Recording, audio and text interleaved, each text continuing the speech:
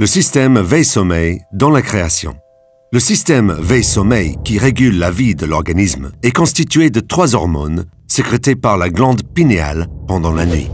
La mélatonine, MLT, a été la première hormone identifiée dans la glande pinéale par Lerner en 1958. Elle n'est pas l'hormone du sommeil. C'est l'hormone neuroprotectrice. Elle protège les neurones de l'action destructrice des radicaux libres.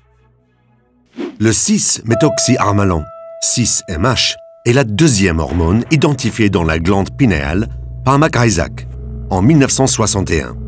Le 6-méthoxyharmalan a des propriétés psychostimulantes extrêmement élevées, comparables au LSD. C'est l'hormone de la veille et de la conscience, et plus généralement l'hormone du jour. La valentonine, VLT, est la troisième hormone identifiée dans la glande pinéale par Jean-Bernard Fortillon en 1994. La valentonine est la véritable hormone du sommeil. C'est l'hormone de la nuit. Son identification a été la clé de la découverte du système veille-sommeil. La glande pinéale, ou épiphyse, est une petite glande endocrine d'environ 8 mm. Elle sécrète simultanément ces 3 hormones. Cette sécrétion est déclenchée par le noyau suprachiasmatique, situé au-dessus du chiasme optique, sur la projection rétino-hypothalamique du nerf optique. Comment cela se passe-t-il? Les cellules de la rétine perçoivent la luminosité ambiante. Cette information est traitée par le noyau suprachiasmatique. Lorsque la nuit tombe, il déclenche la sécrétion par l'épiphyse de ces 3 hormones pendant 8 heures, ce qui correspond à la durée de la nuit la plus courte de l'année, entre 22 heures et 6 heures du matin, au solstice d'été. En véritable horloge biologique, le noyau suprachiasmatique rythme la vie de l'organisme par tranche de 24 heures, en l'adaptant à son mode de vie et à son environnement. C'est ainsi que, pour une personne qui a l'habitude de se coucher à 22 heures, le noyau suprachiasmatique va déclencher, par voie nerveuse, la sécrétion des 3 hormones par la glande pinéale à partir de 22 heures. Car la biosynthèse des hormones ne se produit qu'à l'abri de la lumière. Mais dans tous les cas, la sécrétion des 3 hormones par la glande pinéale durera 8 heures. Pour notre exemple, la sécrétion des 3 hormones pinéales s'arrêtera à 6 heures du matin, et ceci quelle que soit la période de l'année ou la durée de la nuit. Dans la glande pinéale, les biosynthèses consécutives des 3 hormones s'effectuent à partir de la sérotonine, en 3 étapes d'acétylation successives, sous l'action d'une même enzyme, la N-acétyltransférase, NAT. La mélatonine étant une étape intermédiaire dans cette cascade biochimique, la mesure de sa concentration dans le plasma sanguin à partir de 1 heure du matin sert de marqueur de la sécrétion des 3 hormones pinéales et donc de l'état du système veille-sommeil. Au fur et à mesure de leur biosynthèse dans la glande pinéale, les 3 hormones sont libérées dans le sang. Elles vont se distribuer dans l'organisme et gagner leur lieu d'action. Voici les évolutions des concentrations plasmatiques des 3 hormones pendant 24 heures. En ce qui concerne la valentonine et le 6-méthoxyharmalan, on peut distinguer 2 périodes différentes. Une période qui va de 22 heures à 6 heures du matin, au cours de laquelle les concentrations de la VLT dans l'organisme sont supérieures à celles du 6-MH. Au cours de cette période, l'organisme est en mode sommeil.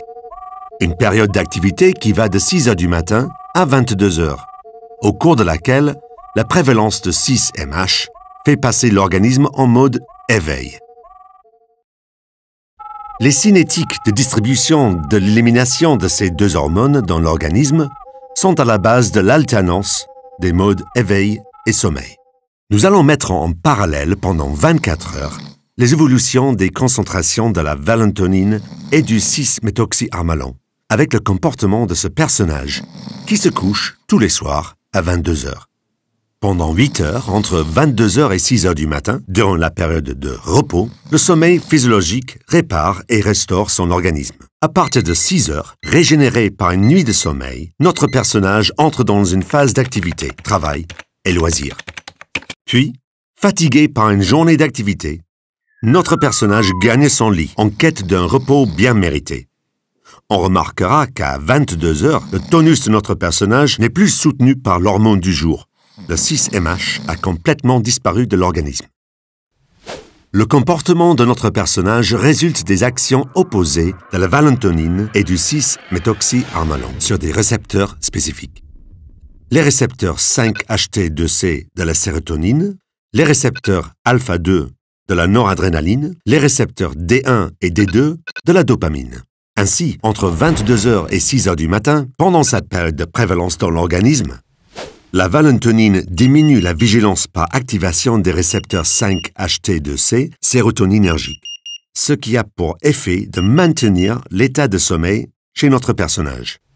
La valentonine diminue la pression artérielle et la fréquence cardiaque par activation des récepteurs alpha-2 noradrénergiques. La valentonine provoque un relâchement musculaire par activation des récepteurs D1 et D2 dopaminergiques. À l'inverse, entre 6h du matin et 22h, pendant cette période de prévalence dans l'organisme, le 6-méthoxyharmalon augmente la vigilance par antagonisme des récepteurs 5-HT2C sérotoninergiques, ce qui a pour effet de maintenir l'état d'éveil chez notre personnage. Le 6-méthoxyharmalon augmente la pression artérielle et la fréquence cardiaque par antagonisme des récepteurs alpha-2 noradrénergiques.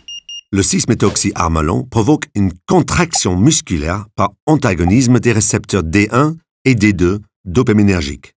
En fait, ces deux hormones, du jour et de la nuit, assurent la régulation de tous les organes, des vies psychiques et végétatives, en modulant les réponses des récepteurs spécifiques aux 7 principaux neurotransmetteurs: la sérotonine, la noradrénaline, la dopamine, l'adrénaline, l'histamine, le GABA et l'acétylcholine, et en modulant les sécrétions des 7 glandes endocrines de l'organisme: l'hypophyse, la glande thyroïde, le thymus, les glandes surrénales, le pancréas, les ovaires et les testicules.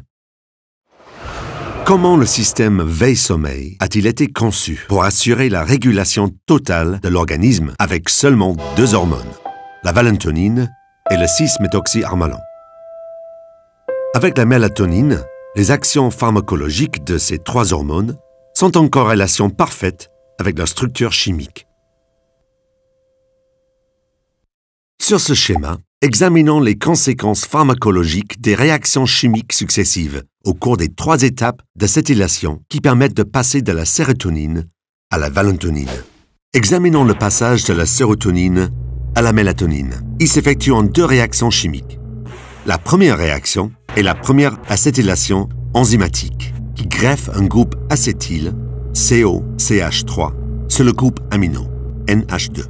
Elle préserve le groupe amino d'une oxydation par les enzymes monoamine oxydase, MAO, qui détruisent très rapidement les chaînes éthylamine de la sérotonine, de la noradrénaline et de la dopamine. Elle précède la deuxième acétylation enzymatique qui permettra de passer au 6-méthoxyharmalon. La deuxième réaction chimique est une méthylation du groupe hydroxyle, HO, en position 5 sur la molécule de N-acétylsérotonine.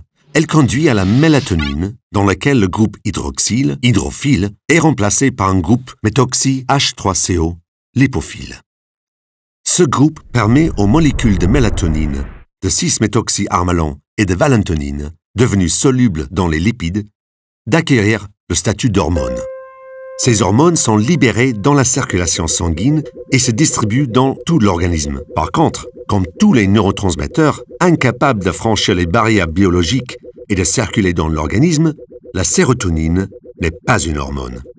Elle reste dans la glande pinéale où elle joue son rôle de précurseur des 3 hormones pendant la période de sommeil nocturne, tandis que la mélatonine est sécrétée dans les vaisseaux sanguins au fur et à mesure de sa biosynthèse.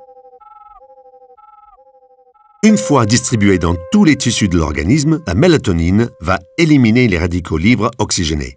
Parmi les principaux radicaux libres oxygénés, on peut citer le radical hydroxyle, HO, l'anion radicalaire superoxyde, O2-, l'hydruroperoxyde, HO2. Ces radicaux libres sont produits par la respiration.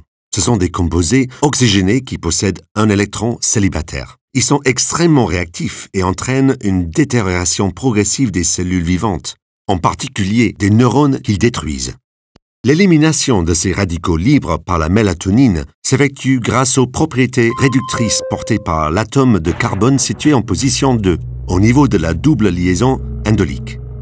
La mélatonine est le réducteur des radicaux libres le plus puissant que l'on connaisse dans les milieux biologiques. La présence de 2-oxomélatonine en quantité importante dans le cerveau pendant la nuit apporte la preuve in vivo de cette réaction d'oxydoréduction. Chez les malades atteints de la maladie de Parkinson, la sécrétion de mélatonine est significativement diminuée. Dans la maladie d'Alzheimer, elle est complètement effondrée. Examinons la deuxième étape d'acétylation, le passage de la mélatonine au 6-méthoxyharmalan. Cette deuxième acétylation provoque une cyclisation de la chaîne latérale de la mélatonine, qui conduit au 6-méthoxyharmalan, dérivé à squelette tricyclique, appelé bêta-carboline. Dans la sérotonine et la mélatonine, la chaîne éthylamino peut prendre différentes conformations dans l'espace 3D, en vertu des libres rotations à 360 degrés autour des liaisons carbone-carbone, qui relient cette chaîne au noyau indole.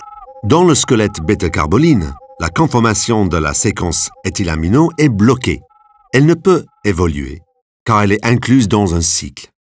Les différents récepteurs sérotoninergiques, noradrénergiques et dopaminergiques ne peuvent être activés que par des conformations spécifiques à leurs neurotransmetteurs.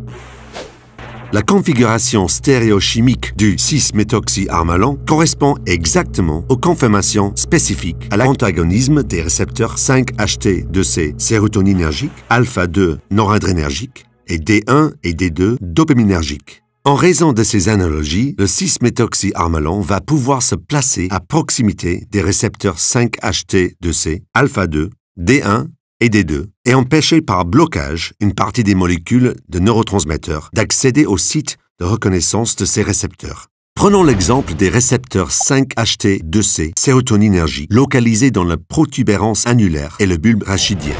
La configuration stéréochimique du 6-méthoxyharmalan, analogue à celle de la sérotonine, va empêcher une partie des molécules de sérotonine d'accéder spécifiquement à ces récepteurs. Il en résulte une diminution de la transduction dans ces neurones neuroinhibiteurs, avec augmentation de la vigilance, ce qui maintient l'éveil pendant la période d'activité, entre 6 heures du matin et 22 heures dans notre exemple. Examinons la troisième étape d'acétylation, le passage du 6-méthoxyharmalan à la valentonine. Au cours de cette troisième étape d'acétylation, le branchement d'un groupe acétyl sur l'atome d'azote N de la molécule du 6-méthoxyharmalan provoque une inversion des propriétés pharmacologiques et transforme le 6-méthoxyharmalan, l'hormone de l'éveil et du jour, en valentonine, l'hormone du sommeil et de la nuit. La conformation de la valentonine, identique à celle du 6-méthoxyharmalan, lui permet également d'accéder spécifiquement aux 3 types de récepteurs. Grâce à son nouveau groupe acétyl, la valentonine établit des liaisons hydrogènes avec les 3 types de récepteurs et les rend plus sensibles à leurs neurotransmetteurs respectifs. Par exemple, la valentonine va accroître la stimulation des récepteurs 5-HT2C et maintenir l'état de sommeil en diminuant la vigilance pendant la nuit. Comble de merveilleuses concordances, les propriétés pharmacocinétiques du 6-méthoxyharmalan et de la valentonine, produites en même temps dans la glande pinéale, sont parfaitement adaptées aux prévalences des 2 hormones et à leur alternance à 6 heures du matin et à 22 heures, non seulement dans le sang, mais aussi à leur lieu d'action. Que de merveilleuses concordances pour réussir à mettre, alternativement, notre organisme en mode sommeil et en mode éveil, avec seulement 2 hormones. La valentonine et le 6-méthoxyharmalan modulent de façon spécifique les récepteurs 5-HT2C sérotoninergiques, alpha-2 noradrénergiques, D1 et D2 dopaminergiques. La preuve en 3D.